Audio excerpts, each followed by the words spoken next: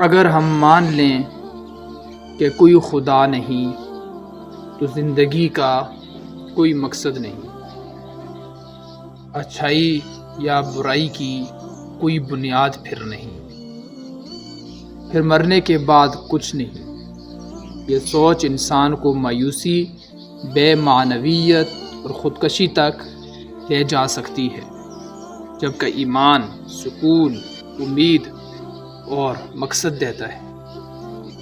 تو اس وجہ سے ہم اپنے اندر ایمان پیدا کریں تو زیادہ سکون ہمیں ملے گا، ہماری زندگی کا مقصد بنے گا۔